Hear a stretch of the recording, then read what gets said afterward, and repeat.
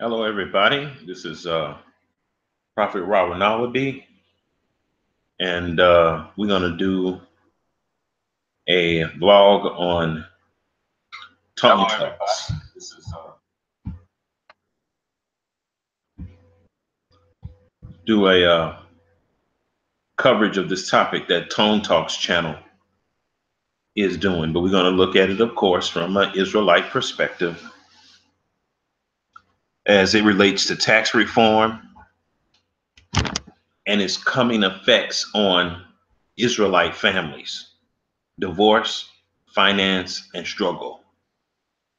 I like doing these. I like doing these conversations. I like doing these conversations because as Israelites, hey, what's going on, Hebrew life? Shalom, shalom.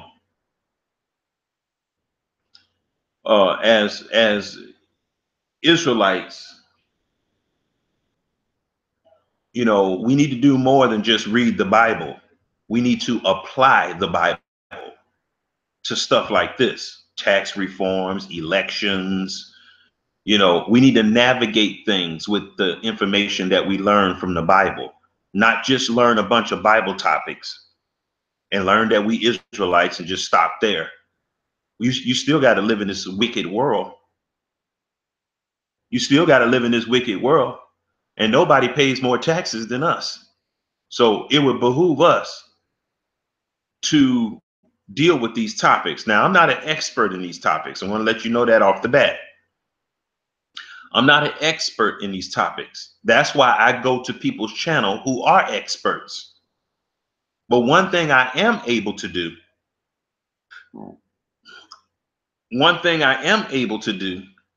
is I'm able to navigate how the people of the Most High should be taking these things to some degree. I won't say that, I'm perfect in that, but, the way I think about these things is totally different than a person that's not an Israelite, a person that's not trying to serve the Most High. Further ado, let's get right into it. I want to share my screen with you all.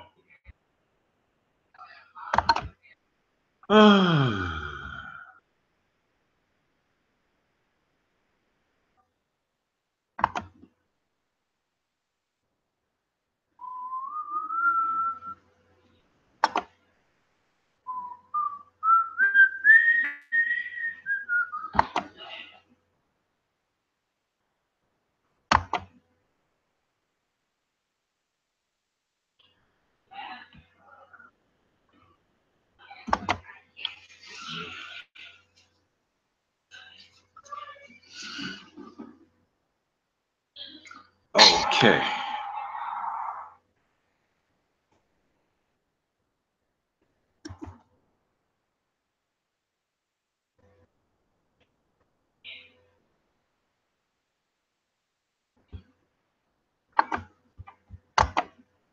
Hold on.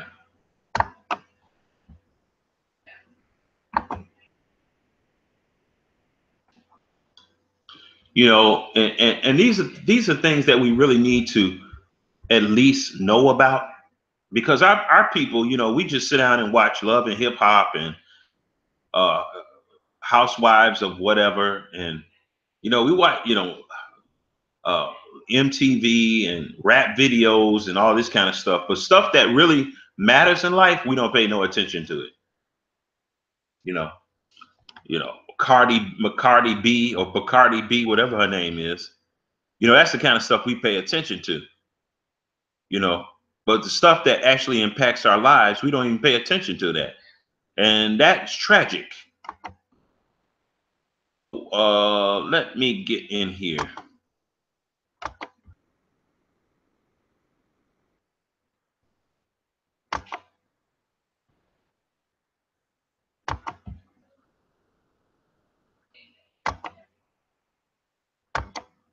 Let's see here.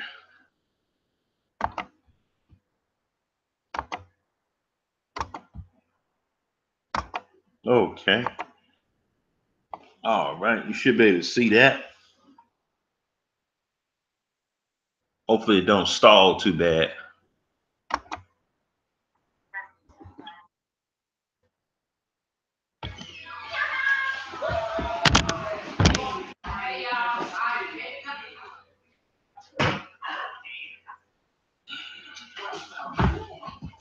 What's happening? Hey, baby. Why you put your shirt on? Because it was up. Oh, okay. You trying to cover up? 4 times. Yeah, I'm online. Naked? You like that, yeah? Don't say, you shouldn't have said that. Everybody can hear that. Everybody can hear that. I just told you I was online. She said that.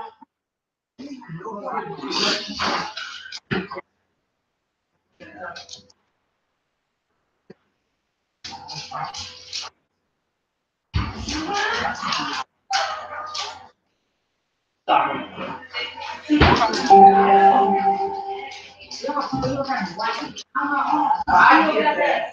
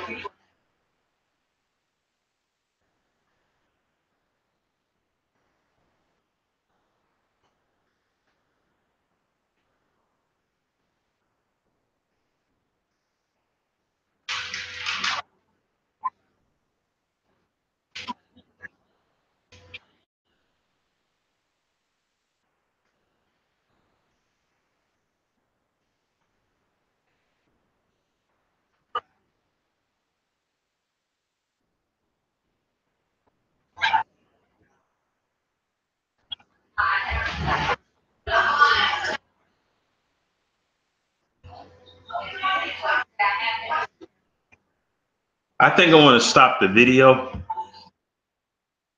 and I'm going to use the audio because I want this to be able to replay without any glitches. So I'm going to play this off my phone. I want to play this off my phone so we can just hear the audio.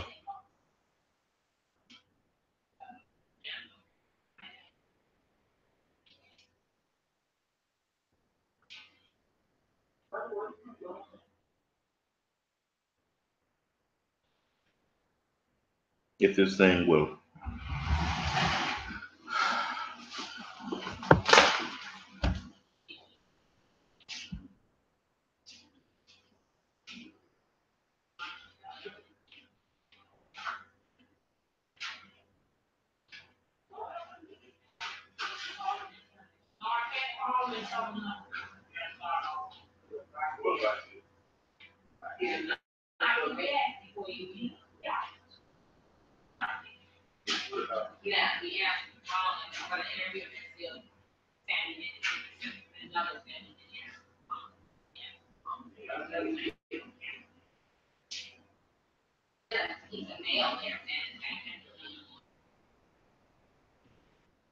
I really know that. She didn't even know how long. I was working on.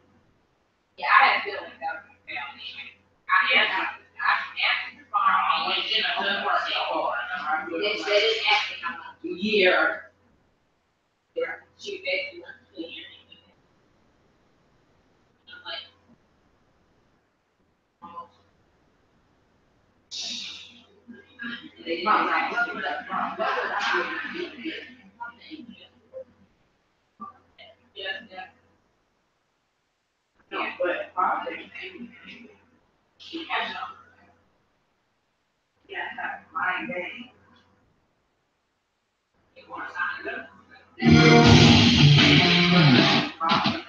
Xbox One S, the best value in games and entertainment.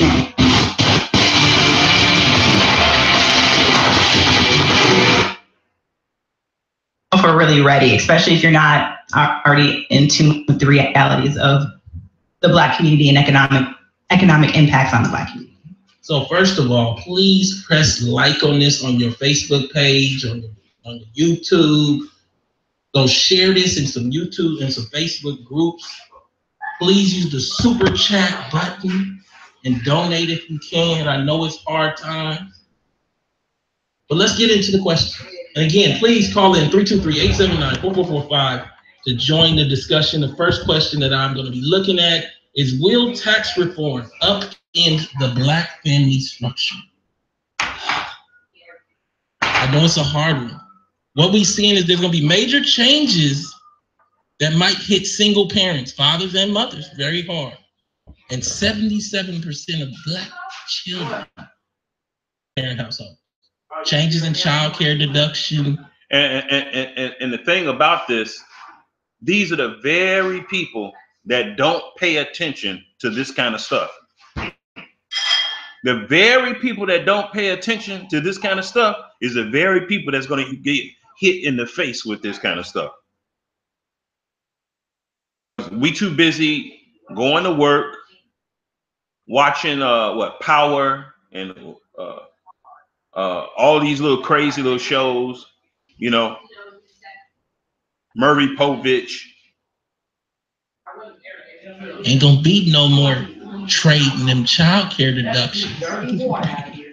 I'm just saying, we got to get real if we're gonna have this discussion. We can't play around the boundaries. You heard that? Trump is trying to get rid of the child care deductions. When income tax time come around and you like take somebody's kids and they give you their kids and y'all split the money, well, guess what? Trump is coming after that. That's gonna hurt a lot of our families, y'all. A lot of our families. You see? So you're talking about real world impact to us with this tax reform. And guess what we doing? We watching Power. Wives of Atlanta.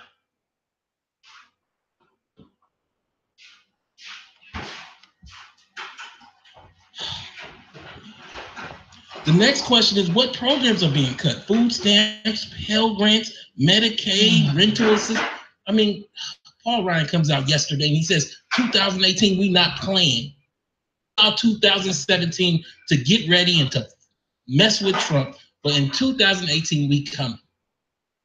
And I'm here just to give you guys the information. I'm not here to berate you if you call in. I'm not here to pull you down. I'm just trying to prepare you for the realities. Because this is already a passed tax bill, but it goes with budget cuts that you might not have seen in your lifetime, 40 or 50. The next question. And let me tell you about this budget cut thing. I'm seeing some of the impact of these budget cuts right here where I live at. They cutting budget at the community colleges.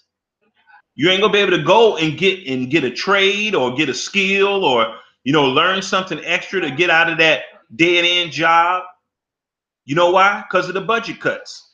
They cutting classes. They're cutting the budget at the community colleges.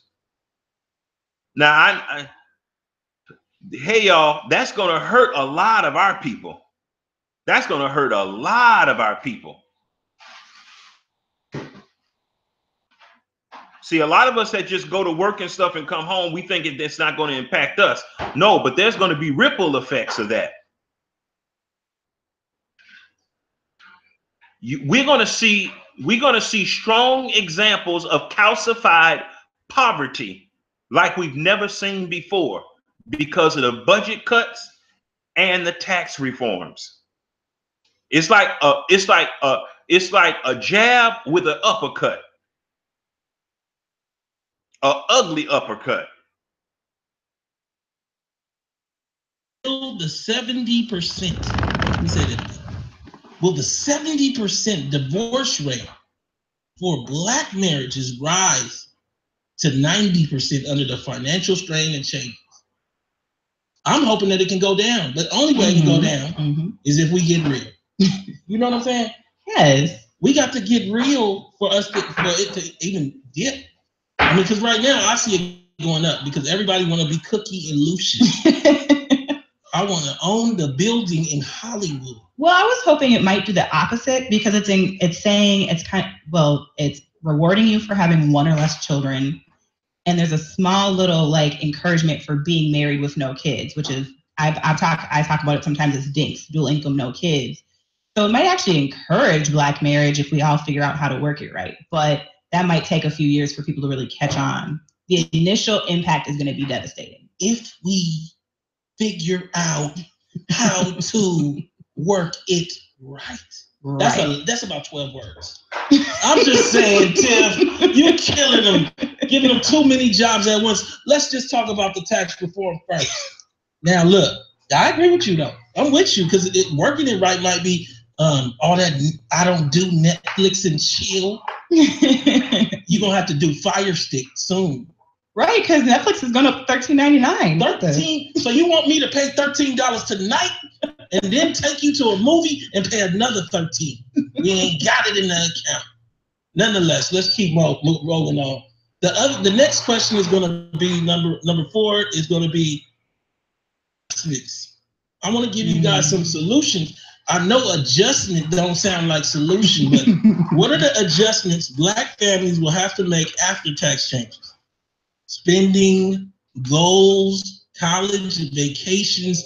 You know, one of the ways that our people can come back, I want to give you something real practical. One thing that our people can do, this tax reform, is guess what? Stop fornicating. Get married. Exactly. And I'm not saying getting married just because of the tax reform and the budget's cuts. I'm saying get married because you're in love. Now I know all y'all done heard that they say that is cheaper to keep her. You see, there are going to be practical solutions to these budget cuts, y'all. People are going to have to start doubling up. You don't have to start getting married and having a boatload of children. And I know that sounds counterintuitive, having a boatload of children. But I know. It's like if they're having budget cuts and they're not giving us child exemptions, why would we go turn around and go have a bunch of kids? The reason why you have a bunch of kids because that's an investment plan. Your children is going to be your health care. Your children are going to be your housing. Your children are going to be your food. Your children are going to be your transportation, pension.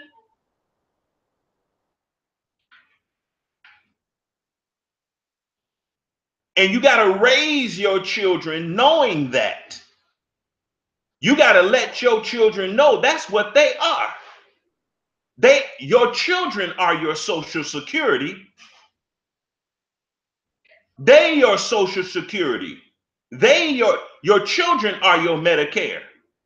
And the more children you have, the more you're going to be taken care of. And you're going to be able to continually sow into their life with the wisdom and the counsel that you have gleaned throughout living a righteous life. You're just going to fornicate. If you're going to fornicate until you're in your 80s, well, too bad for you. You're going to be in some smelly nursing home getting hit in the face by Becky or Rashonda.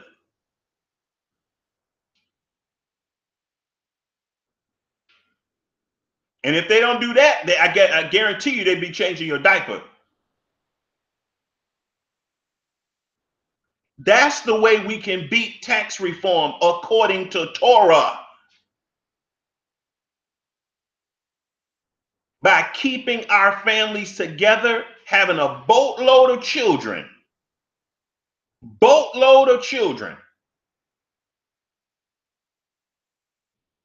And you teach your children while you're raising them that, guess what? The life of mama and daddy is an obligation just as much as your life was when you was a little baby. Now, I'm dropping Torah on y'all. This is Torah principles I'm giving you. Everybody going to be running around trying to survive.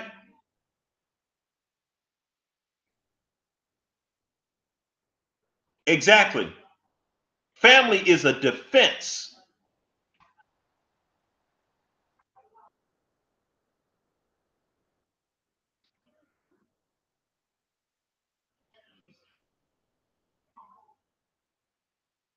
And if you get your children and when you're raising them and you teach them all different skills, guess what? Those skills, you're going to harvest those skills in your senior years. Now, this tone talk guy, he don't know nothing about that, you know. That.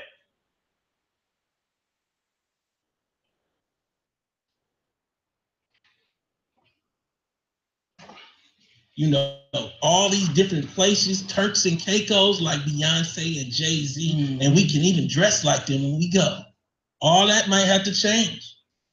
The next question, I have 6 of them here. And make sure you call in 323-879-4445. You can go to the Dash Radio app, press Dash Talk. You can go to Tone Talks on YouTube, support Tiff Talk on Facebook, and Zoe Williams. I'm out here shouting everybody out. Let's go to the next question. What will this mean for Black home ownership? Oh, Jesus. Oh, there's an article just came out by my guy, Matt Brunig, and you guys have maybe seen it already. And he's talking about how Obama destroyed home ownership by giving all the money to the banks. I mean, you should check it out. It's all over the internet right now. The next, so what I'm asking is this the proverbial death of Black wealth inside of killing Black home ownership? Because so much of our wealth was in our first home. Right. You know, the last question is child deductions are changing. Will Black families be structured differently as a result? So we start looking at this thing, and will grandma take in her niece, her great niece, if it ain't no $4,000 deduction coming with her? Right. And these are, I'm not saying it's grandma's fault, but I'm saying that we about to see some changes where every penny gonna count. And I think for a lot of us, we not gonna find out till the pennies ain't there. And I don't want that to be the case, so I wanna have this discussion today.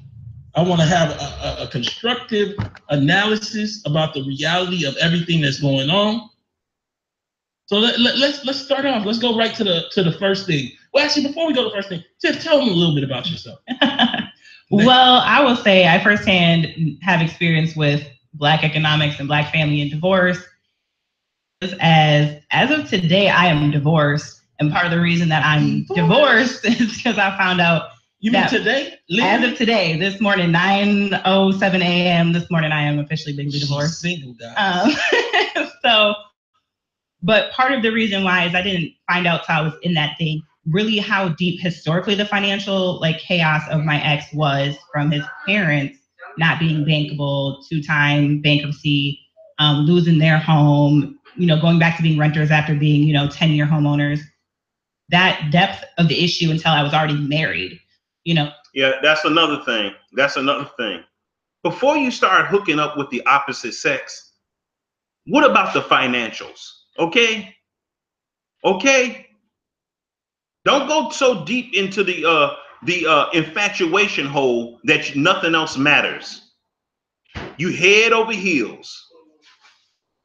You head over heels. But what about they bills?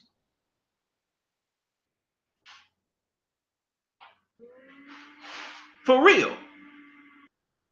What about their bills? What are their financials like? Is that something that you want to take on? Are their financials so messy that it makes them unattractive?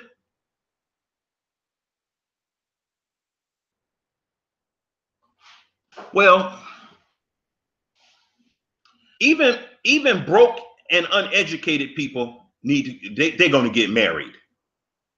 Even broke and broke and uneducated people are going to get married. Even broke and uneducated people are going to have sex. They're going to sire children. They are. I mean, let's just keep it real. Being broke and uneducated never stopped anybody from getting their swerve on. As a matter of fact, it probably encourages that.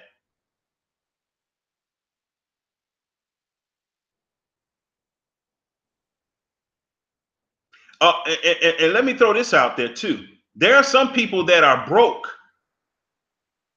but they're not uneducated. Ask some of these people who got student loans. Hello. Ouch. Ask some of these people who got student loans, and it's going to take their whole life to pay it off. And some of them are not going to pay these loans off in a lifetime. And then on the other hand, you got people that are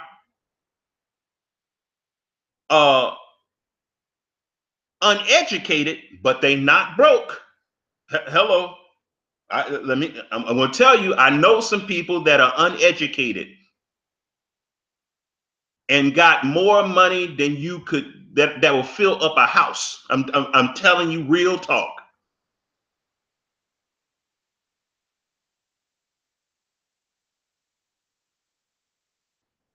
I know people that are uneducated and got more money than I've ever seen before. Okay? I can't even count. If I was given the task to count their money, I wouldn't be able to do it in a lifetime. Real talk. Okay?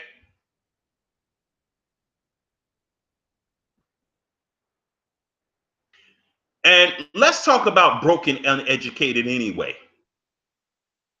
Let's talk about broken uneducated. That's a good statement you made, humble servant. It's a thought-provoking statement. Let's talk about being broke and uneducated anyway. How educated are you when you go to school and get a loan for $200,000 and you work at Walmart? And for 10 years after graduation, you've been trying to get in the field that you went to school for and accumulated a $200,000 school loan. Hello. That's educated? That's educated? Oh, please. If that's educated, that's educated? So that's what educated is. Oh, okay. Well, you can have that. I'm surrounded by folk. I'm surrounded by folk who got student loans and they work at Walmart. They say that, I think they say that 25, 30% of the people that work at Walmart have advanced degrees. Have advanced degrees. And guess where they work at? Walmart. Now I'm just going to let you know. Student loan, an apartment. You were stupid enough and went and bought a new car, and you work at Walmart? To me, I'm going to just be real with you. That's broke and uneducated. That's the definition of broke and uneducated. If the education that you imbibe, if the education that you receive does not give you a job, and the debt of that education is higher, you are broke and uneducated as far as I'm concerned. See, we're going to have to start looking at this stuff a little different. We're going to have to start looking at these things a little different. How are you educated and you working at Walmart with a PhD?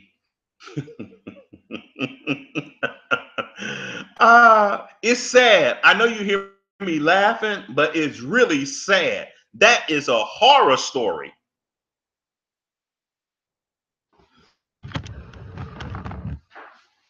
I would rather, let me tell you something. I would rather be a high school dropout paid and have my home paid for than be a PhD working at Walmart. As a matter of fact, that's exactly what I am. I didn't graduate from high school.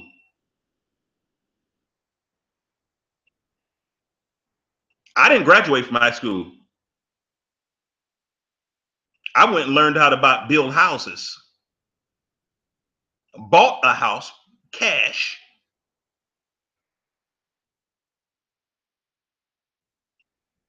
I'm able to weather a lot of storms because of that. Because my house is paid for, and because I went and got a trade, I'm able to weather a lot of storms that most people that look like they live better than me cannot weather. They stressed out, everything. So I'm going to tell you, we're going to have to stop thinking like white people. We're going to have to stop thinking about like white people, and we'll tell you, because it's killing us.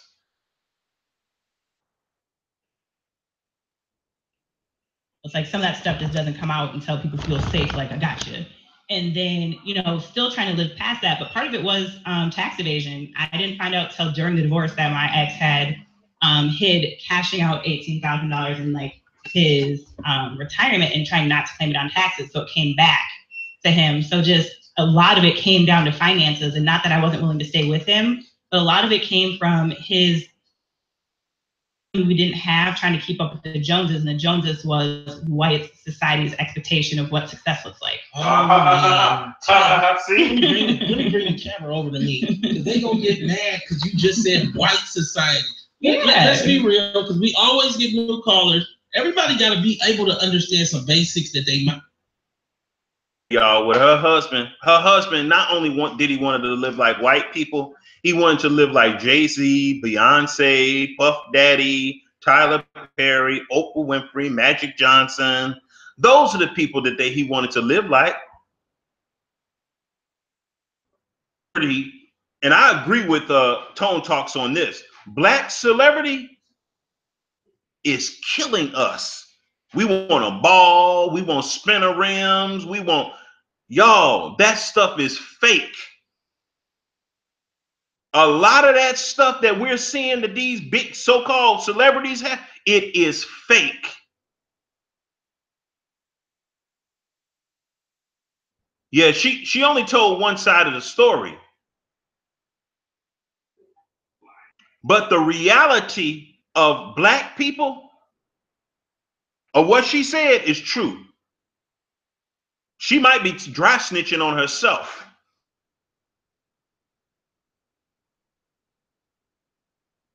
You know, she throwing mud at her ex right now, but not far from reality, y'all. Whether she's telling one side of the story or not, our people want to live like celebrities while we're in slavery. While we're in slavery, we want to live like the slave master. Live like slave masters. We can't live like slave masters. We're the slaves. Anything we get, we need to use it to build up our family, not build up our car, neighborhood in 22s.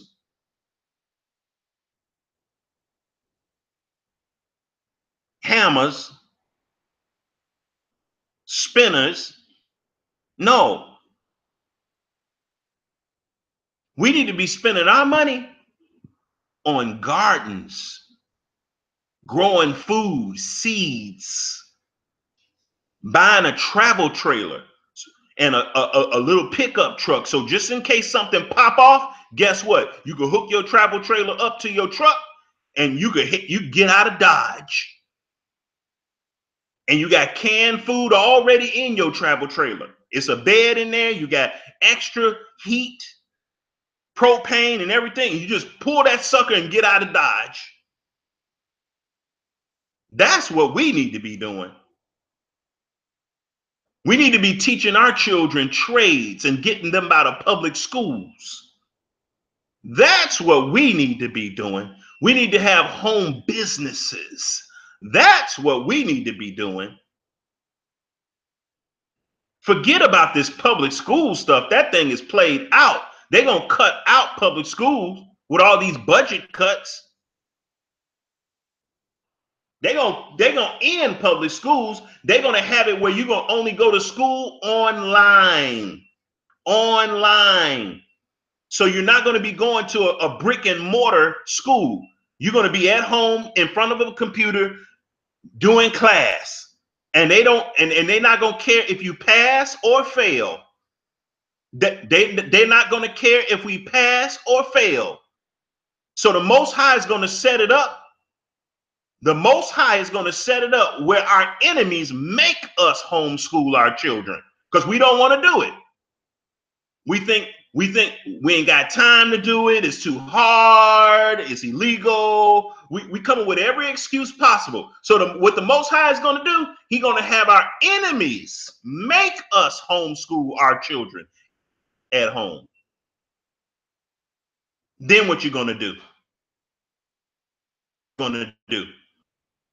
And that's not a bad idea. I pray to the Most High that he one day close down all the public schools and all of us have to have homeschool our children. I pray to the Most High that he have our enemies do that to us. I pray to spend time with your seed. Now you gotta spend time with your seed. Aha, there you go, humble servant. See, that's going to force us to stay together. That's going to force us to live together, hell or high water. See, the Most High start doing the master strokes on us, boy, and we'll start doing the right thing. Now, we might not be doing it from the heart, but at least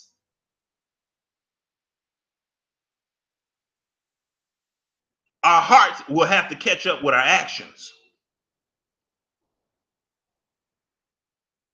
We're going to have to, and if that happens, we're going to have to put money together. Going to have to come live with us. Why? Because then, hey, y'all, this is not a bad idea, y'all. If something like this happens, y'all, you know what's going to happen? It's going to create a whole underground market for, guess what? Child care. Child care, y'all. We're going to have child care in our own neighborhoods.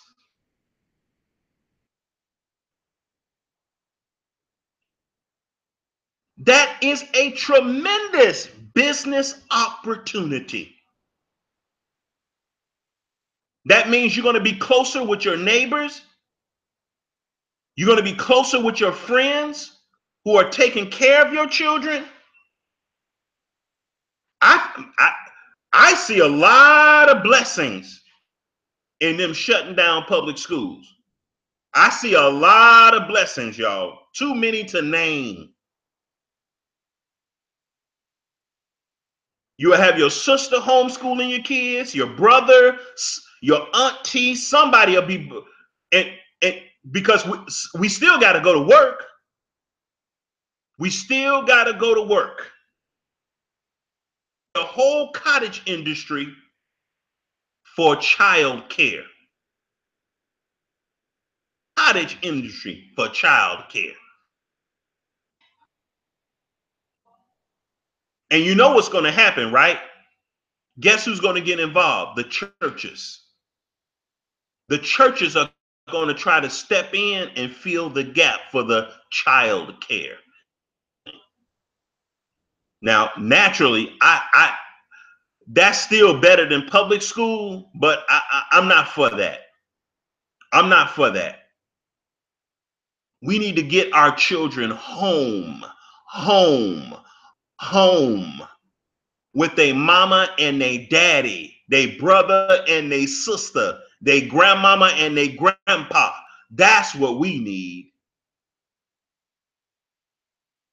The school system has destroyed the black family. No, because this is Dash Radio, we got millions of people listening that are all new. The middle black family in this country, when you take out the family card, worth $4,000. Yes. You take out the clothes and the TV that shouldn't be. You heard that? The middle black family is worth $4,000 when you take out the car. For the middle black family.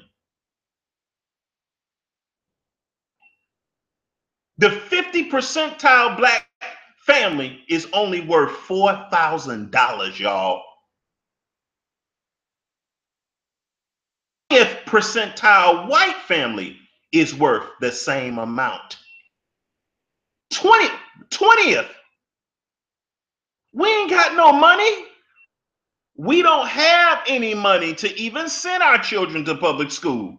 So they might as well come home. We ain't making enough money on the job. We ain't making enough money on the job. Black family is worth $4,000.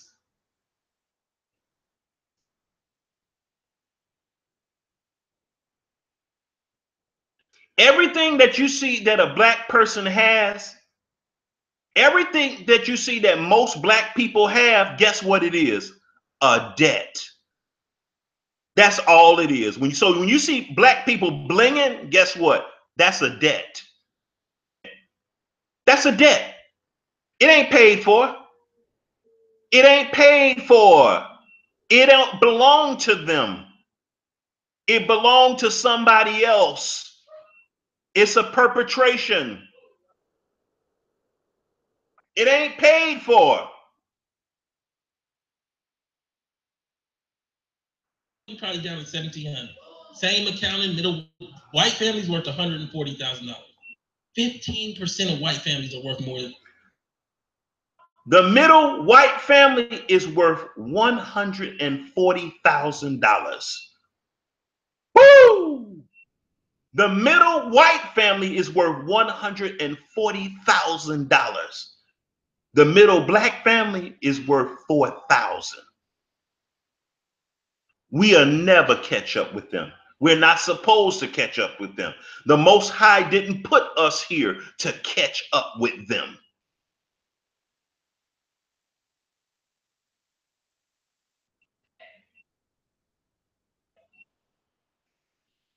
The Most High didn't put us here to catch up with the slave masters. He put us here to be on the bottom so we would humble ourselves and repent and we ain't doing it. All we trying to do is be like white mommy and white daddy.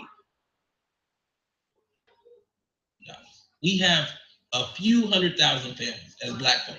And the reason all that framing needs to be understood is if you got $4,000, you can't buy no Bitcoin. Nope. Right. And understand that's hard. So like the reality is like we start talking about stuff like we got 20,000, 30, like we know one person with 30,000 in the bank that they can just spend today and they be all right. One person. And I think so many of us don't even understand 20% of Black folks ain't bankable. That means that they can't go to the bank and get a bank account. My name is Sharon Johnson account. Sharon, you done opened 13 accounts and you've been late on all of them. Right. And I'm going to tell you something. Banks and schools are two things that have decimated the Black family. Banks, education, and insurance companies. And these are three things that our people want more than anything. They want an insurance policy and they want a quote unquote education. All of these things make you poor, super poor. I think that what we got to be understanding of is that the reason that exists is there's a larger context that's going on. And right now, where we're at with tax reform and everything else, that larger context is going to come crushing down on all of us. Again, call 323-879-4445. Be part of the discussion. We're going to keep this thing rolling. Let's start with this first question. Will tax reform upend the Black family structure? Black family structure, so many of us have an idea of that white picket fence and a pit bull. I'm gonna say a pit bull. All right. I'm not gonna say a pit bull, but a dog, a white picket fence, me, my husband, my two kids, his two kids. No, I'm just messing around. No. So essentially, what keeps on happening is that we aren't aware of the realities of everything that goes on around us, and so we have to keep going on. Hey, is there a way that we can go to commercial break real quick?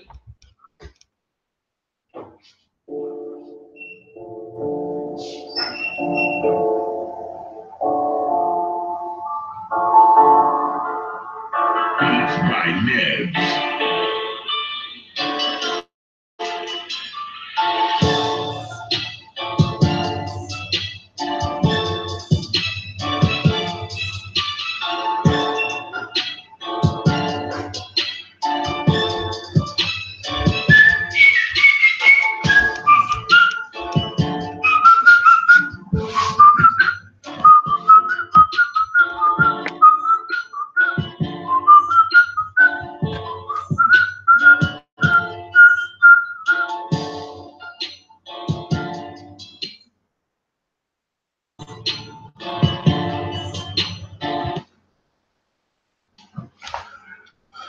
But they have to deal with being renters in gentrification side, but they see the downside.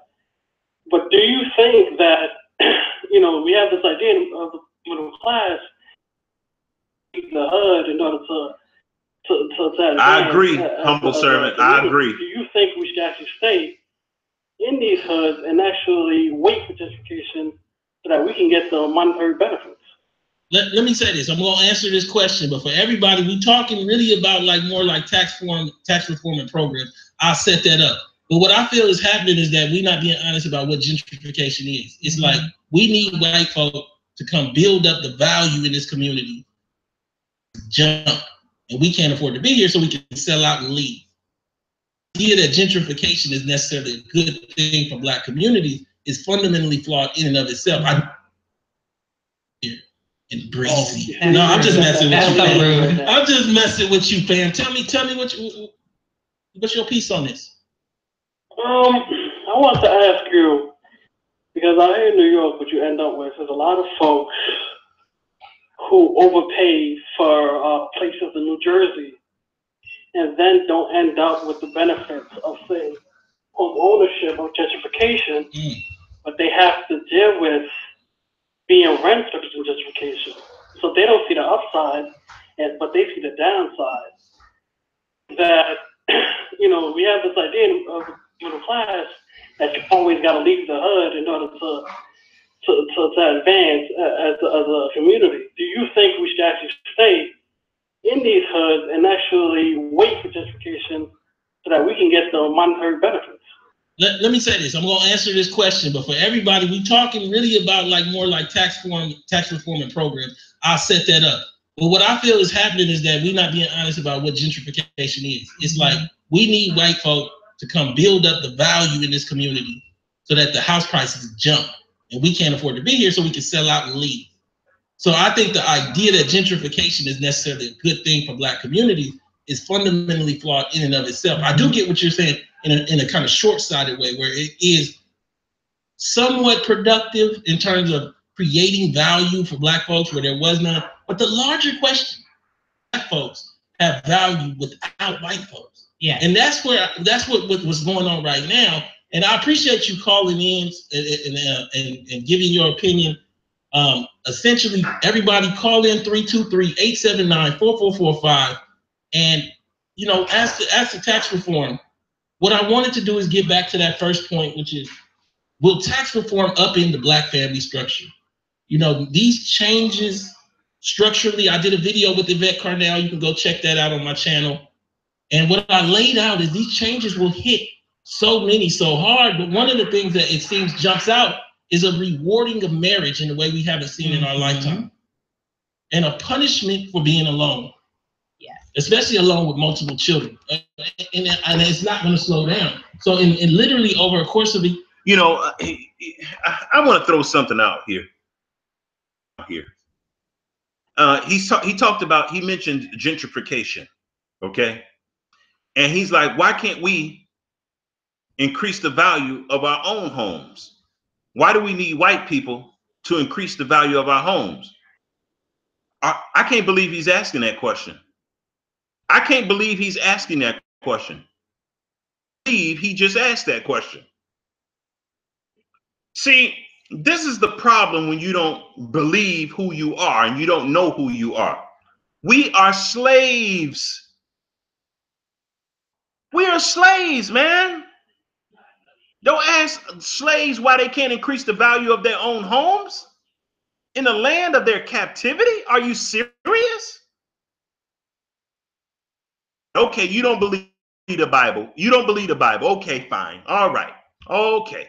So let's look at this from another paradigm. Let's look at this from another perspective and angle. Let's look at this from another perspective. I can't believe he asked that silly question. Just asked that silly question. So let's deal with this based on the data that he brought. The middle Black family is worth $4,000. The middle white family is worth $140,000. And you're going to turn around and ask, why can't Black people increase the value of their own homes? They don't have the money for that. They don't have the money for that. Because when we talk about increasing the value of our homes, we're doing it of a group of people who are basically our slave masters. And they have $140,000 on their home.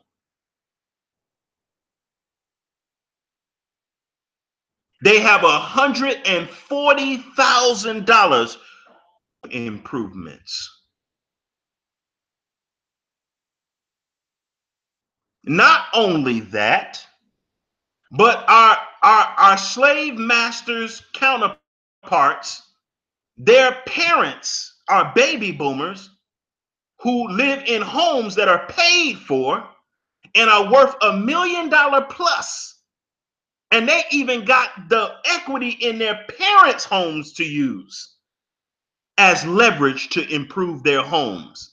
So with the $140,000 that they have and the homes that they're going to inherit, please, we will never be able to improve our homes the way that those people are. We will never be able to improve our homes the way that those people are. They have a lot of working capital. I'm talking about cash. $40,000 cash is what they got. That's minus all their debts. Cash. With $4,000 up against a person with $140,000, please, y'all homes are going to look totally different. Y'all neighborhoods are going to look totally different.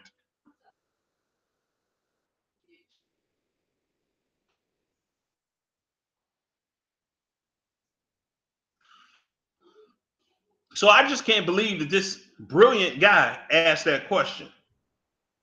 You can go from a large $8,000 refund and all of your kids being in different kinds of programs, Head Start, Pell Grants. Smaller refund that's not $8,000, it's more like $3,000, and you got to pay. You need to pay for the Pell Grant. Mm-hmm. You need to pay for the Head Start because they cut Head Start by $200,000. I'm gonna list that later on. And so what is this? What is this single mother? What is this single father? You heard that? They cutting Head Start by $200,000. They tired of dealing with these bad little kids. So we're gonna have to bring our kids home where they should have been in the first place. Well, we're gonna have to get together and we're gonna have to figure this thing out. What do you think, Tiff? Well, so that's essentially what I think long term is going to happen. Right away, it's going to be devastating. I already have like coaching my brother and my friends in regards to my friend has 3 kids, 3 babies' daddies. And before she would, instead of, doing the trade of the kids, she would keep all 3 because why not? She gets the bigger settlement. She has the kids, she takes the lump sum. But now there is no benefit to claiming all 3 of those kids. So I was like, you may as well just share them. Let each one of y'all claim each kid. Deduction. I said share them until you can figure out something else. There's going to be no benefit in having multiple kids. Like I just had a cousin that went from 3 kids, had triplets to 6. Because you're not getting a deduction for all those 6 kids. You're going to feel it. And a lot of these people do rollover expenses. A lot of these people like max out credit cards and count on that refund to pay it off at the end of the year. That's like their savings account is counting on that tax refund every year. This year, you in the red. Families that count on tax refunds for these kids are in the red. See, what she's talking about is let's look at a Black single mother of 3 kids, hardworking, $50,000 a year. She's been on a good job at the post office or somewhere. This isn't somebody who just wants to collect, right? But the whole system allowed her to deduct like $25,000 off of that gross of $50,000. Kids are more than a deduction. I want to add this. For some people, they might be more than a deduction to you. But for a lot of people, humble servant, I'm just keeping it real. For a lot of people, kids ain't nothing but a deduction. That's what kids are, a deduction for a lot of people. Because when the income tax time come around, boy, people start scrambling. I'm for real.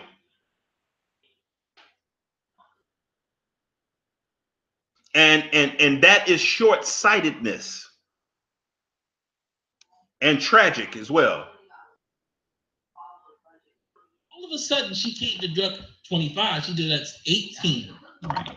18. There's 12, and then there's 18. With 1 kid, and it just stays 18. In addition, a lot of people don't understand there's a whole nother kind of hidden economy in the hood. Yes. Hey, big mama, bequeath and add her to your taxes. I'll do Jerron and Jerome. Right. And I think for a lot of us, we not being honest about what that's going to be like in terms of restructuring the Black family. Right. Now, I want everybody to join in to this discussion. 323-879-1037. 4445. This isn't the sexiest discussion. I understand. Don't feel you're going to get berated. I want you to call in with your honest testimonials as you see it. Any questions that I might be able to answer. Now, again, I'm going to tell you, I'm not necessarily a tax expert, but I have been following this for about 1.5 years. I'm a licensed attorney here in Los Angeles.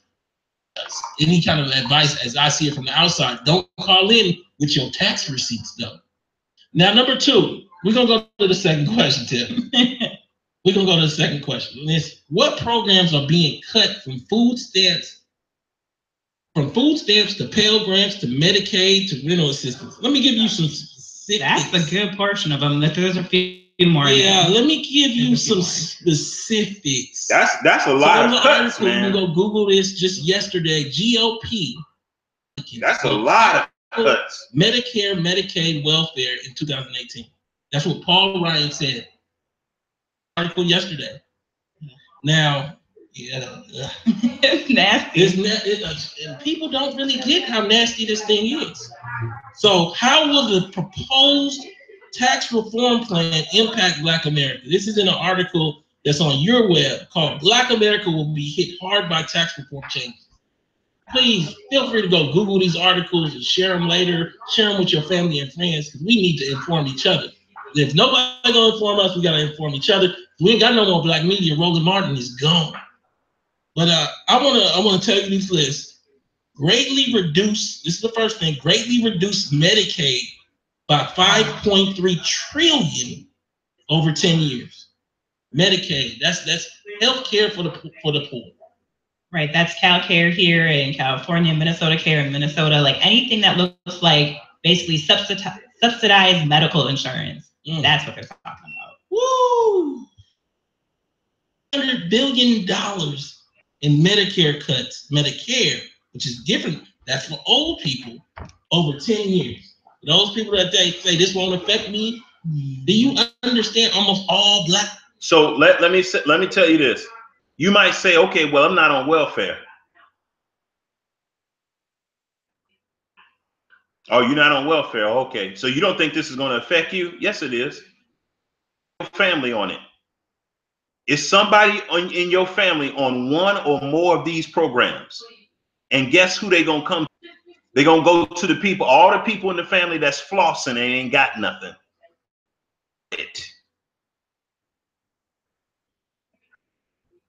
They living on credit. They just as poor as the people on the EBT card. Maybe poorer. But they don't look like it because they got good credit. Well, guess what? The chicken's going to come home to roost.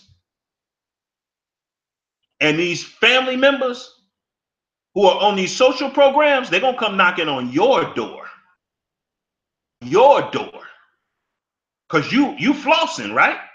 They don't know that you flossing on credit. They don't know that. None of the stuff that you got is paid for. They don't know that. They don't know that the clothes that you buy is on a credit card. They don't know that.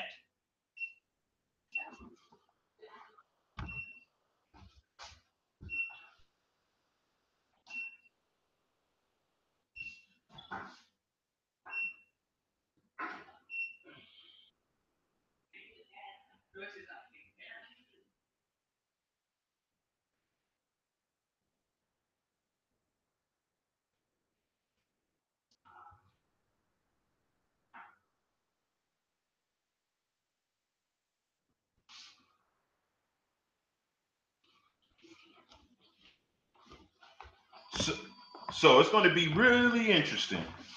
Really interesting. So,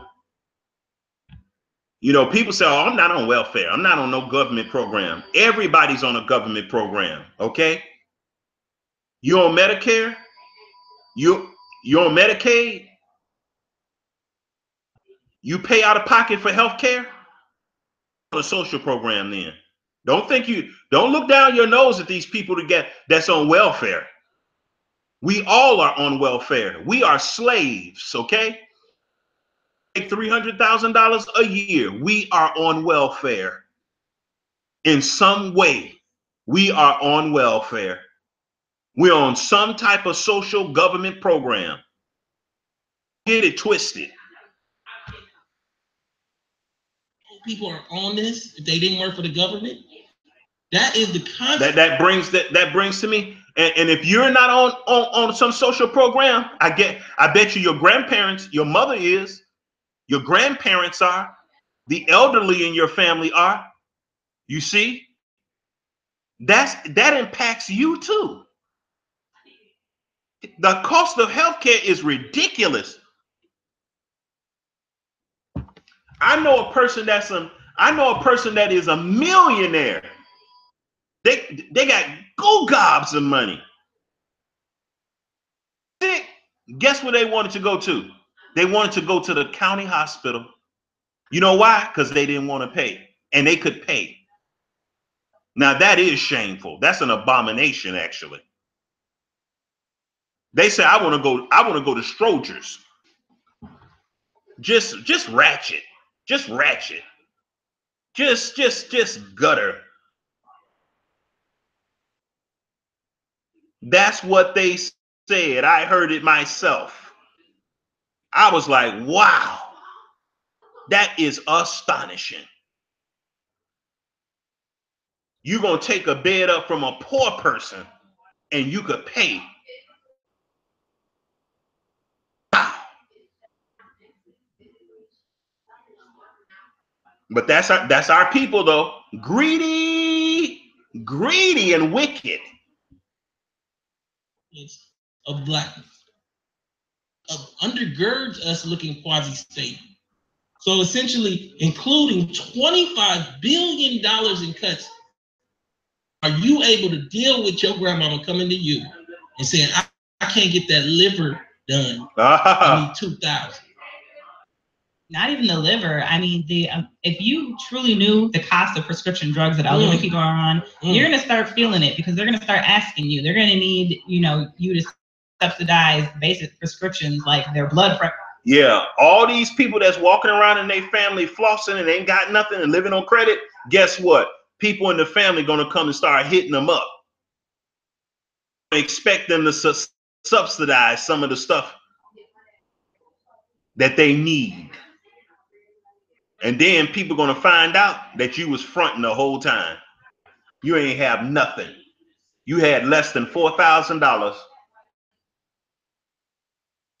Cholesterol, because a lot of those prescriptions are $300 a pop, but before, their Medicare was covering it, and it's not going to cover it anymore. And just ignoring their phone calls ain't gonna get it neither. No. They over there, they can't get their pills, and you don't want to answer the phone because grandma's gonna ask you for $1,000.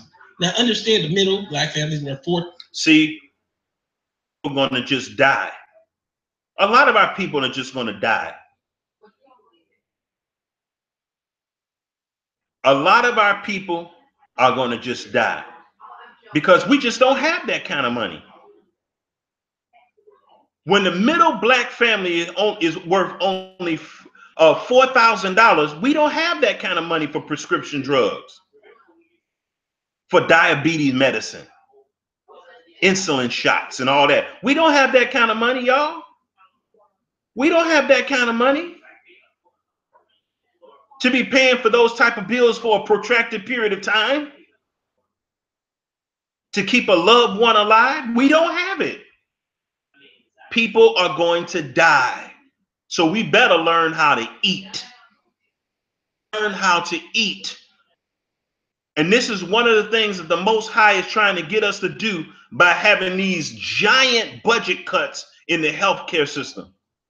He wants us to get back to vegetarian diet, a vegan diet. That's what he wants us to do. And he's going to force us to do it because we ain't going to have no money to do nothing else. We're not going to have money to do anything else.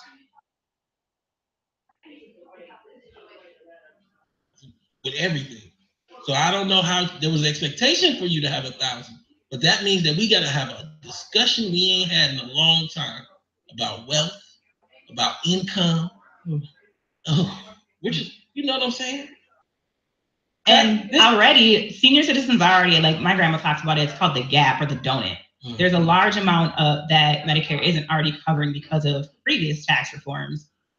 Increase. You're gonna start hearing a lot of old people talk about a lot of stuff in regards to their health care, and it's not gonna be pretty. Look here, man. I want everybody. I noticed that everybody's kind of nervous about calling in. Feel comfortable calling in and giving your side of this thing. I think people out there with calculators together, because when me and Yvette did it, I pulled up tax forms to show you guys. And I feel like what we're going to have to start doing is being real about this. We got another caller before I finish this list. Caller, what is your name? Where are you calling from? Hey, Vicky from Boston. How are you? I'm all right. Hey, I want you to sit with us for a second. How are you? I'm well, thank you. How are you? I want you to stay with us for a second as I go through some more of this list. Then I'm going to come right to you. Good. You ready? So greatly reduce food stamps by 30%. Do people understand that we right now we can't? Okay, so they're gonna decrease food stamps by 30%. What is the Most High doing? The Most High wants us to stop being obese. The Most High wants us to stop overeating. The Most High wants us to eat more simply. They're gonna cut food stamps by 30%. Guess what the Most High says? Y'all too greedy. That's what the Most High is saying right here. Y'all too greedy. You greedy. You don't need no 3 meals a day. You don't need 3 meals a day. Nowhere in the Bible do you need 3 meals a day. Nowhere. And then the 3 meals, you got all kind of stuff going on. You got potatoes. You got rice. You got macaroni and cheese. And this is 1 meal. Hot dogs, Kool-Aid, cake. You don't need all that. That's why we sick. So the Most High said, you know what? I'm gonna get your enemies to do some budget cuts so y'all can lose some weight and start exercising and spend more time outside and get away from in front of the computer. Deal with that. And for people that say I'm not on food stamps, can you deal with a food desert in your community? Man. Okay, next one is eliminate the ability to write off student loan interest. I use that one. I won't. Give me that one back. Yes. Next one is dramatically reduce ability to write off student loans. What is the Most High saying? What is the Most High saying? They're going to end the ability to write off student loans. That means a lot of y'all shouldn't even been in school anyway. Come on, y'all. We're going to have to get some trades and some vocations. Baking, cooking, sewing, upholstery, furniture making, auto mechanic, plumbers, electricians, seamstress, tailors, shoemakers, carpenters, roofers, window makers, cabinet makers. That's the stuff that we're going to have to get in. If they're going to put us in a position where we cannot write off our student loans, guess what the Most High is saying? Y'all wasting time in school. Y'all never going to learn why these schools are up. So what I'm going to do, I'm going to cut it. I'm going to cut education by making it where you can't even write off on a student loan. That's what the Most High is saying. College Pell Grants. Your daughter is 17 and that's $4,000. Can you pay it if they get rid of it? The next one is significantly reduce the number of Head Start slots. You're going to go after the babies? The babies. 200,000 slots. So what is the Most High saying? What is the Most High saying? By them cutting Head Start by 200,000 slots. The Most High don't want our children, our little babies, in the hands of these predators. The Most High is saying, I want you to live more simply. Stay with your spouse so somebody be able to watch the kids instead of having strangers watch the kids. Exactly. Homeschool. Head Start program. These kids are going to school early and earlier and earlier. I'm seeing little babies go and catch buses. They can't even get up on the bus. They so small. So the Most High said, you know what? Y'all are sacrificing y'all children to Baal. So what I'm going to do is cut the program so y'all can have y'all children at home. And you know we're going to bellyache about it. Even though they are kids, we're going to bellyache. Why? Because one of us ain't going to be able to work. So that means you're going to have to live smaller and more simply. That's what the Most High is telling you. The next one is cut K through 12 education funding by 30%. These are crap. Hello. K through 12 education, cut that by 30%. What is the Most High saying? Y'all being in school. I'm tired of y'all being in the public food system. Y'all ain't getting no closer to me being in the public food system. Nobody's teaching you your nationality. You don't know who your mama is. You don't know who your daddy is. Even though you live with them, you still don't know them. Why? Because you don't spend enough time with them. Cut the funding for K through 12 schools by 30%. So mothers can be mothers and fathers can be fathers. Y'all, this stuff, these cuts are going to force black people. They're going to force, even if you don't want to, even if it's not in your heart, which is a shame. But even if it's not in your heart, guess what? You're going to go along to get along. Numbers. Eliminate rental assistance to nearly 1 million homes. If your sister calls you and she can't live nowhere, how do you say, I don't have no space for you? This is the reality of what we're looking at. But people know most of these programs by their. They're going to cut rental assistance. They're cutting rental assistance. What is the Most High saying? What is the Most High saying? He's saying, gather together, O nation not desired. That's what he's saying. They're going to cut rental assistance programming. That means you're going to have to live with your sister, get along with your sister, love your brother, love your wife, love your children, love your grandparents. Y'all all going to have to live together. It's going to be 15 of y'all living together. Together, O nation not desired. The first place that we need to gather together at is in the home, not in no camp. Not in no One West camp.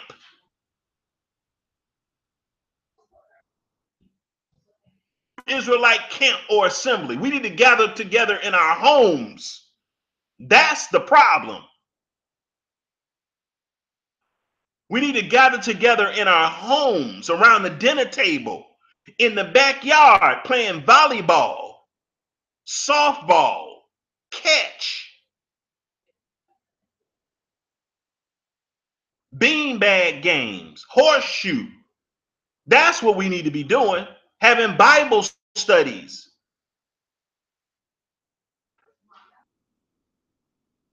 That's what we need to be doing. See, when I listen to this, I can hear the voice of the Most High. When I listen to this kind of stuff, I hear the voice of the Most High. I don't just hear him talking. No.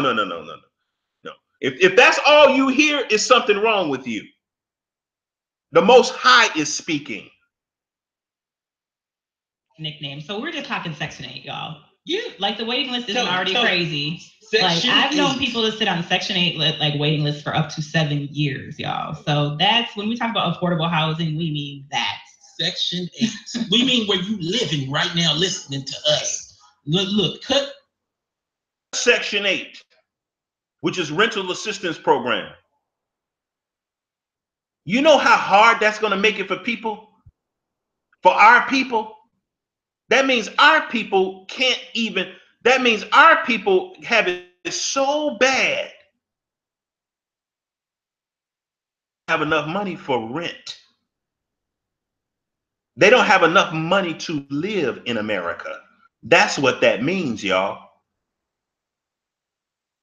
And the Most High is calling our bluff. Because all these people that's on Section 8, they live in Section 8 and they got their own apartment and they don't have nobody else living in there.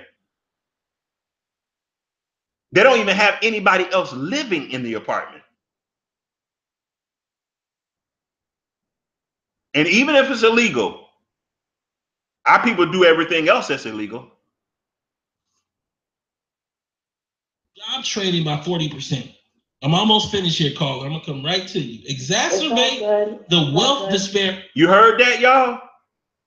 They're gonna cut the funding for job training by 40%. 40%.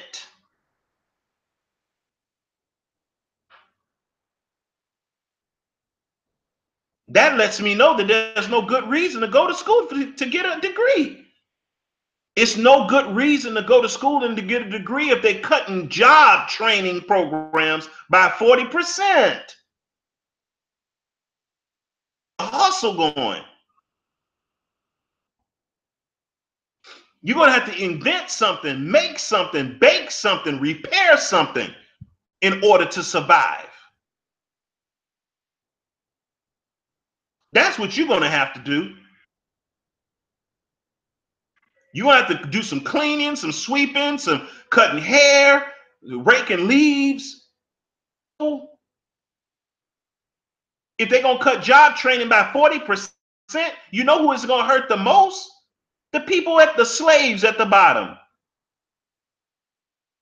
Between white and non-white Americans create an additional 1.5 trillion in deficit. Caller, just give me your point. I know it's going to be fire. It's bringing tears to my eyes, Tone and Tiffany. It's bringing tears to my eyes because. Well, humble servant, you are pretty optimistic, because I want to tell you a lot of our people. I'm just going to throw this out. Now, you're pretty optimistic, and you must be pretty good at that. But I want to tell you, a lot of our people are intimidated by learning stuff on the internet. A lot of our people are intimidated. And some of us don't even have a clue about learning nothing on the internet. You can learn all kinds of things on the internet. You can learn electrical work, plumbing, heating and air conditioning. You can learn anything you want. Mechanic online. Taking advantage of it. We're going to have to be somewhere high and dry before we start on and stop looking at cats playing piano on YouTube and watching a car mechanic. But yeah, you can learn how to cook on the internet. You can learn how to chauffeur on the internet. You can learn security on the internet, how to be a bodyguard, how to fight. You can learn anything on the internet. Everything that they've been hiding from us, you can learn it on the internet. And what are our people doing? Cardi B. We want to listen to Beyonce and Jay-Z. People who are dependent on these programs. And even though I receive food stamps, but the minute I graduate from my master's program, get a better paying job, hopefully, and I mean hopefully, they're going to take that away. I still have cousins, aunts, uncles that need the help. I'm afraid that we don't know what's coming our way. Mm-hmm. I think it's devastation, Tiffany, right? Yes. That's an understatement. Right. I think people are going to go crazy. Mm-hmm. People are going to literally lose their minds. This is an entire restructuring of the reality, not just of Black life, but of poor life, but our American whole, life. but American poor life. But the difference though, the difference is Black families are working poor or poor. The data, when I showed the data, people just sometimes they deer in headlights. The bottom 80% of Black folks are living on nearly nothing, and the bottom 50% altogether are worth negative money. You know why I'm sorry, Antonio. You know why we're like deer in headlights? Because we don't know how to use the numbers. I learned that for myself. I've learned that we don't know data. Your show and the Vic Cardinal and Iron Simpong have been opening up my eyes. I'm realizing these folks have undergirded our life. So when they go away, they have to drastically decrease. But what it's like to have nothing. And that's the huge devastating wake-up call. And we're going to have an increase in mental illness in our community. And the public education, they're taking that away. I honestly believe there's not going to be more public education. I have to agree. We already seen it. Virtual education. It's over. I'm telling you, y'all. I'm telling you, we really better start training our children and preparing our children for in the near future, there's not going to be any public education. The Most High is sick of us in public education. He's tired of us. So what he's going to have our enemies do is shut it down. So we bring our kids home. Y'all better start teaching y'all kids about this kind of stuff. There's not going to be no public school education.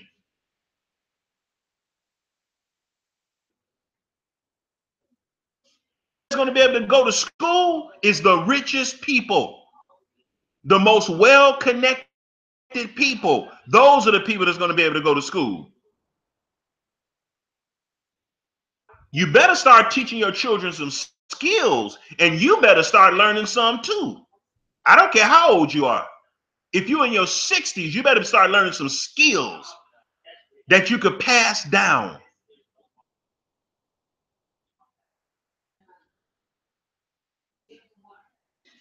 Yeah. Have you heard of virtual education? I heard of that devil's person. No, but virtual education is something they already piloted.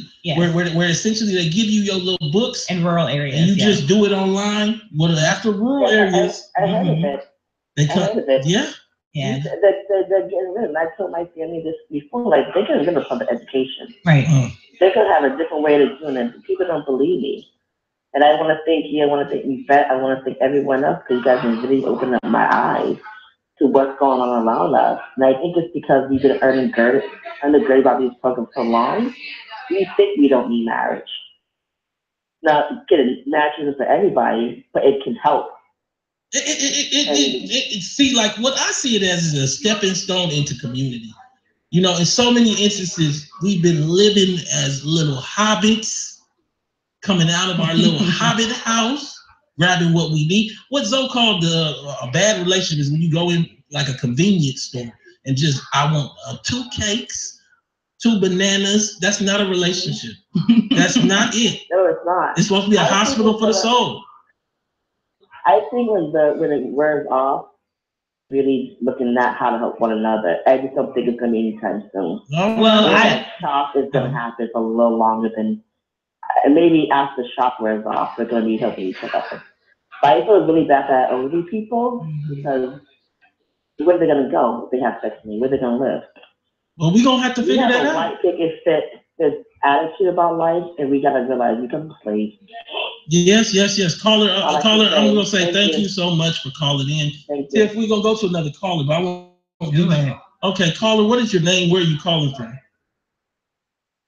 Yeah, all this rugged individualism, you know, single and fancy foot free, that all these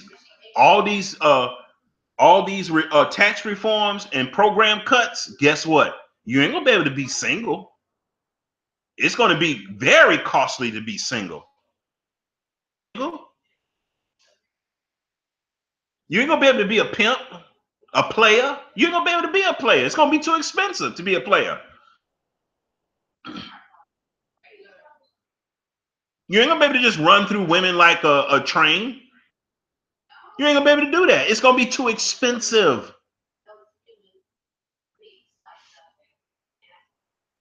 That's the Most High. He said he tired of us whoring. If you want to say what you were about to think about. Well, yeah, I wasn't going to lose my thought. That one's going to stay with me. Well, just one thing about the Black community has to realize also, and why it's going to be so devastating to us, is because we don't actually know. We hear like, oh, you know, $200 million cuts to this and $200 million cuts to that, but we haven't tangibly been able to recognize it. So I like to identify that as most Black community people receive these through programs, through nonprofits in their community. So Head Start's usually through, you know, such and such community center. So a lot of these come through nonprofits in our community. Right, so we don't actually identify as receiving a federal program. Right. You know what I mean? Wait. So Head Start at the community center, that is federally funded, and it's just given to the nonprofit to give to you. So a lot of these nonprofits are about to go out of business. Right. They're about to close. So a lot of the people that are listening and mad at their sister that get food stamps, assistance some other way. Absolutely. I know this because part of my education is a master's in clinical social work and nonprofit leadership and management. I actually founded my own 501c3 tax deductible nonprofit. And that's the reality. A lot of nonprofits are funded federally. They write grants, federal grants, and they get a good portion. Most nonprofits are funded anywhere between 70 and 90% through federal grant funding. And the rest is anywhere between 10 and 30% private donations and so on and so forth. So a lot of you are receiving federal assistance, but you just... Bingo. A lot of people are receiving federal assistance through grants and federal programs like Head Start. But because they don't have an EBT card, they don't think that they're receiving any social, they're dipping into the social program pot. United States without federally funded programs. You can't. I don't care how much money you make. I don't care what school you went to. I don't care how rich you are. There's a federally funded program somewhere in your life. I don't care if you Oprah Winfrey. There's a federally funded program somewhere in your life that you benefit from. You look down your nose at people on welfare, but guess what? There's some welfare in your life too. Know it because it's in the form of some nonprofit program your kid is in. Man, I done brought an expert and it's just Tiff, you. I'm just saying, like Head Start, free and reduced lunch. Like in Minnesota, we have a special program. Most people know if you're open enrolled to a school outside of your district, you have to provide transportation. Certain districts get special funding so you can bus kids outside of their district. Well, the school I used to work for, that's about to shut down. I know that's one of the first programs that's going to go. We're not going to be able to bus in about 40% of the kids that come to our school. You start looking at this thing, and we're going to go to a commercial break right now. And I just want to say, go to Dash Radio, press the Dash Talk button. I just need to take a breath on this, and we're going to come. Well, actually, let me go to this caller that's on here before we go to the break. Caller, what is your name? Where are you calling from? Yeah, this is Vaughn from Detroit. What up, Vaughn? Yeah, what's going on, brother? Oh, I'm good. Tell me about how Detroit is handling this. Oh, Detroit's gonna handle it like I always handle it. Mm-hmm. It's gonna feed on itself. Mm-hmm. I'm old enough to remember. Let's see, President Reagan. Mm-hmm. I remember life before Reagan. I remember life after Reagan. After Reagan, the rule of law broke down. Detroit fed on itself with crack, and it destroyed half the city. When he was president, there was like 1.2 million people in the city. Now we're down to 600,000. I'm saying all that because 6% Black. Mm-hmm. That's it. And when the government, when the white majority government turned on the city of Detroit when it was no longer white, they started nitpicking, changing laws to make things difficult, take away services from the city, take away money from the city. What did people do? They fed on each other. They sold each other crap. They tricked out their neighbor's daughter in houses. And they found a hustle to get around certain systems. If they couldn't get on a medical service, they'll use their friend's medical card, whose boyfriend or husband worked at one of the plants. They were going out in the hospital and use their card. They were allowed to come out to get aid. They always came up with a hustle. So my point is, saying all that, where is it going to come about? Black folks not finding a way to hustle. Hustle though. Hustle means they're going to violate some law. And when they get caught. Yeah. It's a web being created, you know. Exactly. Last week I covered, I understand his role in the system. We got to expose him to get the roll out. And that's Freeway Rick Ross and the reality of Reaganomics and trickle down. But a lot of it is a web, right? People here driving Uber. Some of them, we got to make them get them off the street. And I think even when you look at Detroit, I watched a great video on Yvette Carnell's channel, supportbreakingbrown.com. And it showed how they got people out of their houses. It was sad. Basically, you know, they didn't tell people about a program where you didn't have to pay your taxes if you were low income. They overvalued the houses, so the taxes were too high. People's houses in Detroit. Wow. And I think that we got to be honest too. This is my side. I take your point about feeding on each other, but we also are being fed on by a larger system of capital. And get mad at each other. We got to be honest with each other, and we got to move forward. Caller, I'm going to go to a commercial break right now and come right back. Thank you so much for calling in and giving your opinion. No problem.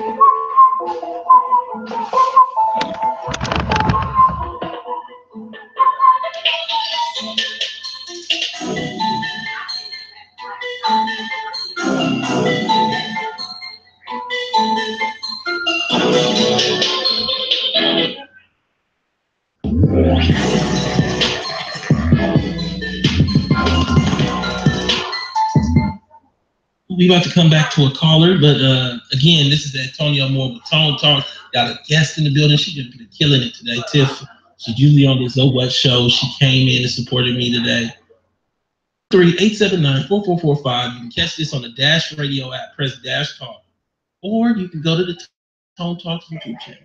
Oh, absolutely. So let's bring that caller in. Caller, what is your name? Where you? A lot of. It's going to be a lot of theft. It's going to be a lot of prostitution. Yeah. What is your name? Where you calling from?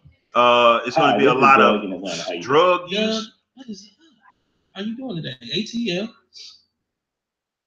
We got a little snow down here. Yeah, my auntie down there. I heard about that. My auntie down there. I got a lot of family down there. So tell me about what's going on and how you feel about this tax reform. Well, I'm a long time listener to you, Yvette over at Breaking Brown, Irony. So one thing, I think you mentioned it before, but I think it bears worth mentioning again. When we look at all these programs that are being cut, particularly if we come back to the Head Start programs, not only do you have where the children aren't able to utilize this program, but what happens to all those jobs that the program generated? Right. Yeah, it's a whole web, right? Themselves. Yes, the transportation systems, the driver that needs to bus the folks over, extra public transportation in the area where the people live. So they may come over, but then they, move around the community, shop and stuff while they're there, away from those stores. And Doug, think about this. How are you supposed to work if your kid can't go to the Head Start? Right. A lot of people use that as free daycare. Yeah. Yeah, and then the last part, which is the most important, which gets lost. Head Start. It's supposed to catch you up with what white folks is doing already. So now you're going to have a generation of Black kids that didn't get the head start they needed to be competitive in an ultra competitive. You know, it's so sad. It's so sad to me. That if the government, if the Most High makes us bring our children home and bring our families together, we start saying stuff like he just said. It's just sad. What's going to happen to those kids that are not able to go to Head Start? Well, teach them at home. I mean, that's not even an option to these people on this panel here. They don't have to be uneducated because they don't go to public school. They don't have to not know nothing because they don't go to public school and sit under white mommy and daddy. He's talking here. That's the way he's talking. That's a slave mentality right there. We just heard it.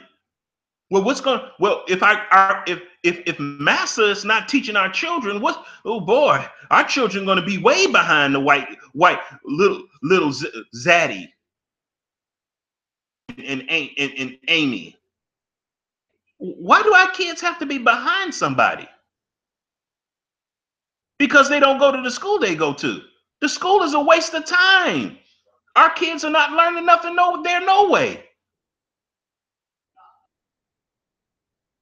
Our kids ain't learning nothing no way. The Most High is actually opening up a door of hope for us by making us bring our kids home. And if you have more educated children that are homeschooled, guess what you also going to have? You're going to have more educated parents too. But he don't look at it that way. If the Black kid can't sit under white mommy and white daddy and have to sit under their real Black mama and Black daddy, oh boy, we're doomed. Wow, oh boy, I'm telling you, boy, we are. And this is a so-called educated guy, but that don't sound educated to me at all. That sound like you want some butter biscuits from mama and daddy. Right. Again, Head Start, it really was, like you said, to catch them up. So we already know our Black kids are starting behind. So you're starting them behind. Because Head Start, for some people, starts as early as 3, the early pre-K. 3 years old, y'all. 3 years old. You got 3 years olds going to school. Y'all, that's an abomination. A 3-year-old should be at home with their mama. A 3-year-old is an infant. Some kids are still nursing at 3 years old. Now, I know that sounds weird to most people, but some kids are still nursing at 3 years old. Way too young, man. That's way too young to have a slave master standing over your child. Programs. So your kid is not getting free education from 3 to K anymore. So you're just starting at K. So what we got to do, Doug, let me say this. Doug, Tiff, is everybody got to go on Google and start looking at what Head Start is teaching these kids. And you're going to have to do this at home on the weekends. Ain't no Real Housewives of Atlanta. Well, let me tell you one thing you can't teach your kid that Head Start teaches, which as someone who's a former, like I was an elementary and high school social worker, a good portion of Head Start is about social norming your child. No, just teaching them how to be in school. This is where our Black kids get labeled with things like AD. Teaching your kids how to be in school. Now she trying to say that that's a lesson that you can't teach at home. You shouldn't be socializing your kids with other kids that you don't know anyway. That's dangerous.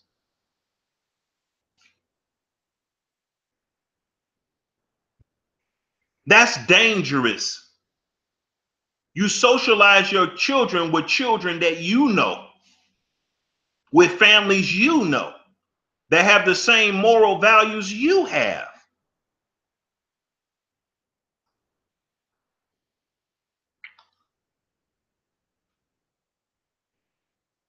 The type of socialization that takes place in the public school system is problematic.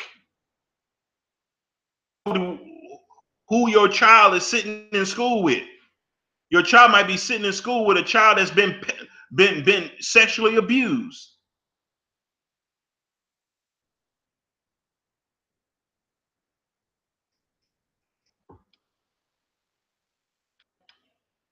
HD and emotional behavior disorders and get shoved in special education because they just don't know how to even act in class. A lot of pre-K is how to walk on a straight line, hold your hands, yes, ask questions. It's social norming how to be in school. Yeah.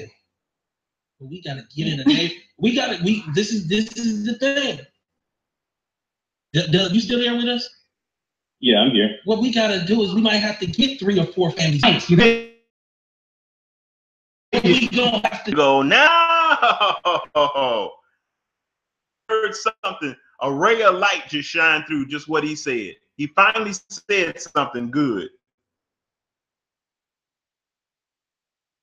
A lot of these families are going to have to double just got through saying. You're going to socialize your children with other families who have the same moral values that you have, educational values that you have, group home study, homeschooling. So I don't know why, just because you don't go to public school, these people think on face value that your child won't be socialized.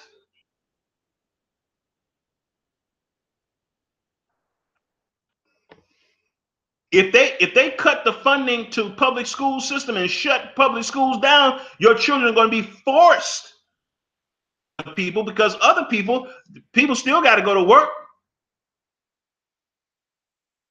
People still got to bring home some income. And so everybody's not going to be able to sit down and homeschool their kids. So guess what? They're going to be paying you to homeschool their children.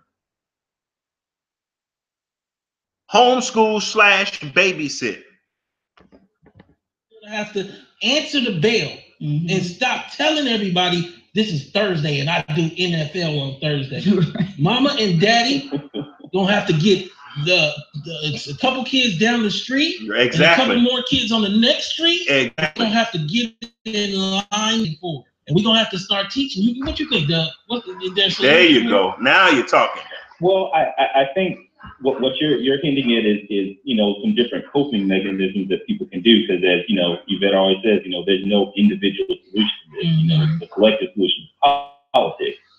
Those things that you're suggesting, I mean, they can help kind of cushion the fall, but they don't really meet the needs of the community the way it's really needed. So you run into this conundrum where people may want to do those things, but may literally not have the resources for it. But then nobody wants to do politics either. So it's like, well, then what do you want to do? I mean, if you want to do I got a couple other people on the line. Yeah, the event of doing politics is not as practical as the solution that he just brought up.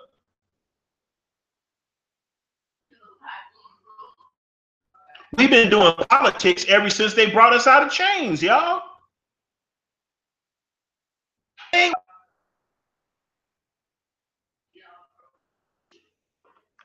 Like black politics. And what I want to do before I set this up to go to the next caller is I want to talk to Tiff for a second. Okay. Tiff, she had a rough day today, or I did it. It was a great day. Okay, it was a great day. Actually, finalized her divorce today. Right. And this is part of the reason I brought her in, is to get a personal testimonial. Black millennial, went through the rough patch. Right now,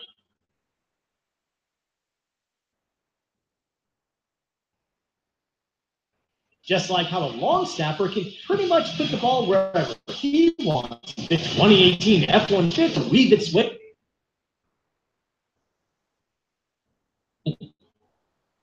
70% divorce rate for young black marriages.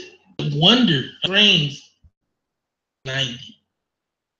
Will that rise to a point where marriages ain't for us? You're seeing it dip for millennials across the board, where millennials just don't get married like their prior generation. We want to stay single. What is your view after going through them? Well, I would say this actually, with the new tax reform laws and like the plight that's about to hit the black community is folks won't be able to divorce at all. It's actually much cheaper. It's like $35 for a marriage license. It's very cheap. I told you. I told you. We're not going to be able to afford to be divorced. We're not going to be able to afford to be single. We're not. We're not going to be able to afford to cheat on our wife. You're just not going to be able to do it. You're not going to be able to afford to do it. It's going to be expensive to have another woman on the side, a side piece. And you ain't going to be able to afford for a divorce. Saying y'all gonna stay together.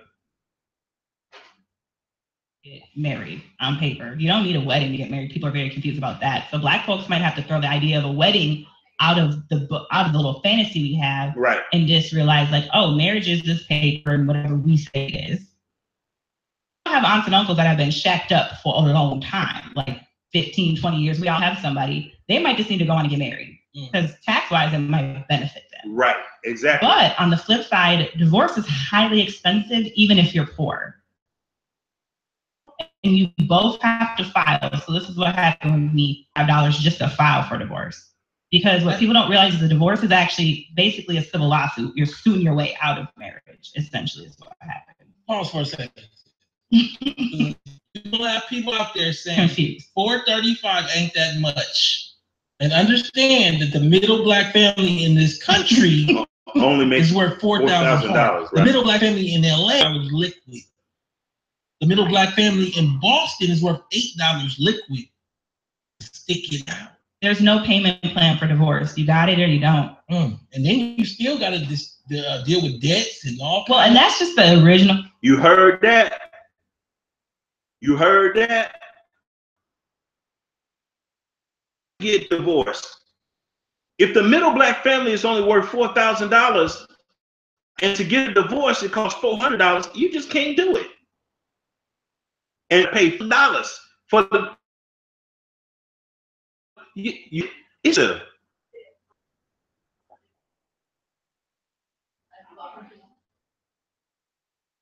filing any other extra judgments, child support, mediation, all costs anywhere between $135. It sounds like you're saying marriage ain't for us.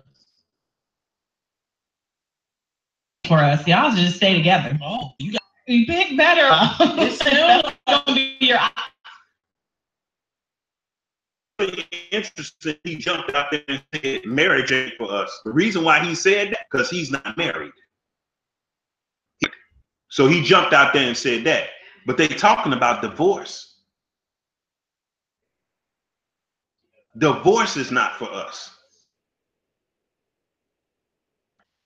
It sounds like what we come into this tax reform right here, whether it be who you have a child with or who you decide to marry, right? You better pick right, because you in murder. Yes. And the thing is, just keep on going with the questions.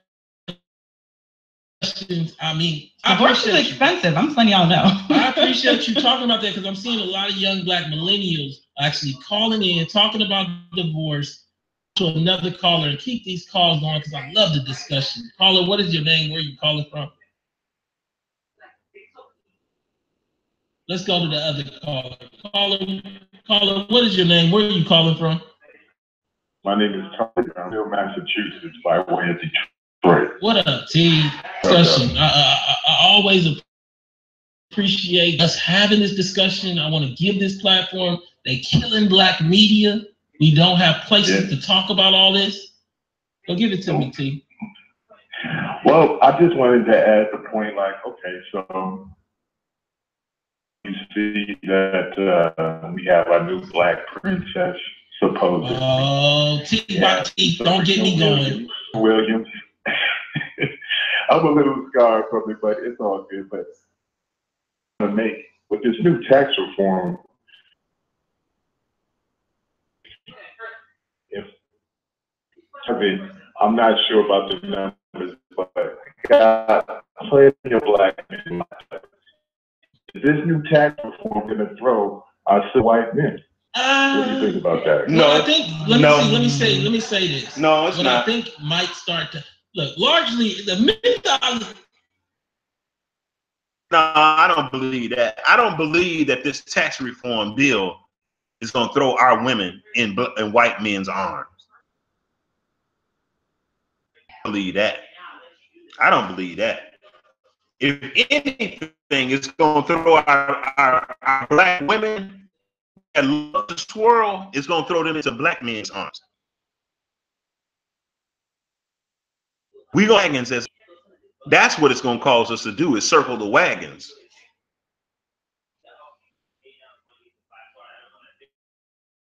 Black folks with white folks is just all overstated. Like black men are just choosing all these white men, women.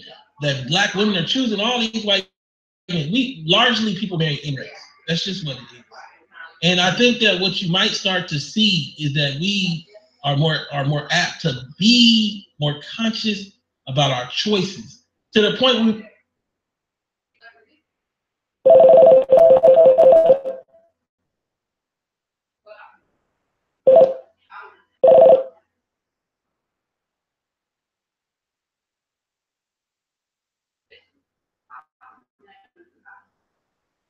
make choices. That's the irony of it all. Mm-hmm. And so I think the bigger like possibility is that people get stuck in a murk where essentially you see 3 women living together and they splitting rent and raising children together.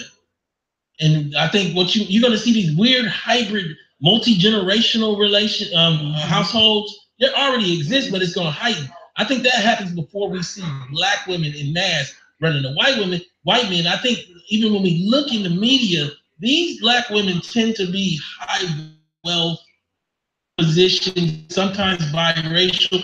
They're very like outlier situations. The larger dynamic is where we might have to start really trying to be together again. And people say, now some people are going to say, well, it don't want to be pushed together. You heard what he said. He said, I want to be pushed together with my people. But guess what? That's what the Most High is going to do. The Most High is going to push us together. Just like he made Nebuchadnezzar an animal.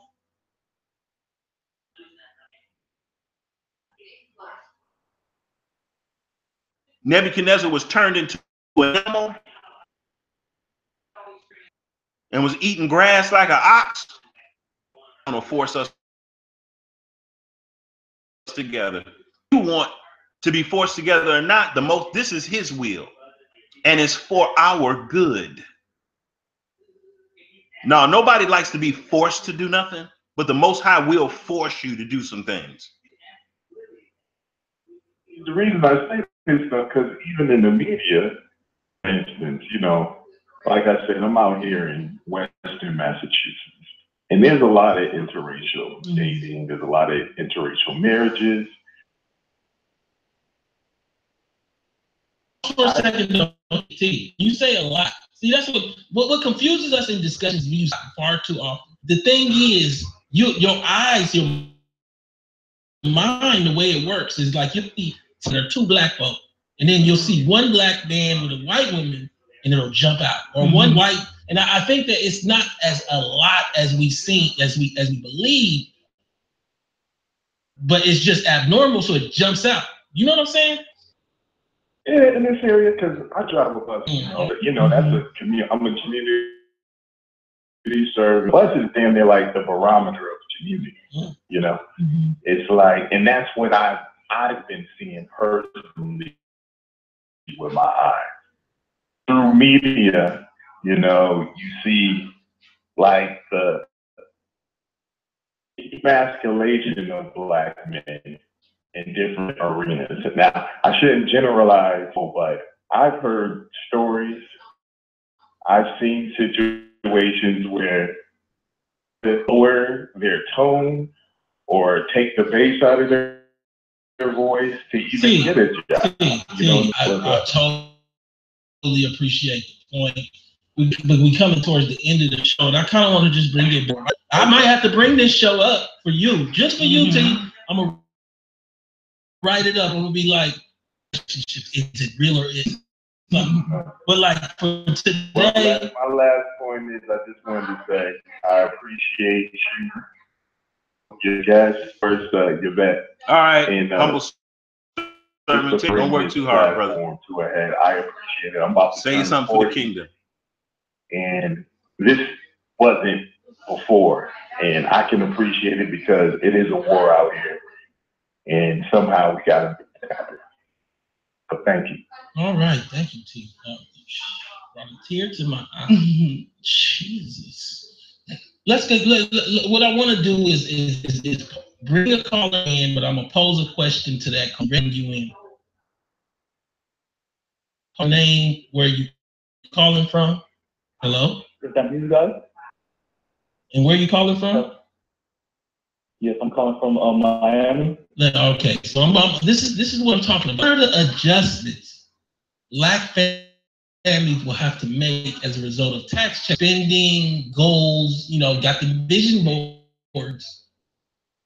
I'm gonna be the next Jay-Z. It's all based on a time that's gone though. And so, we got to start. Are we going to have to adjust our goals and just be happy that the lights come on?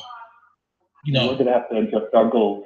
And we're going to have to own and acknowledge the fact that for the past 30 years, give or take, we've been living a lie, an illusion. And the end of the illusion was the end of Obama's administration. Decadent veil. And so the decadent veil.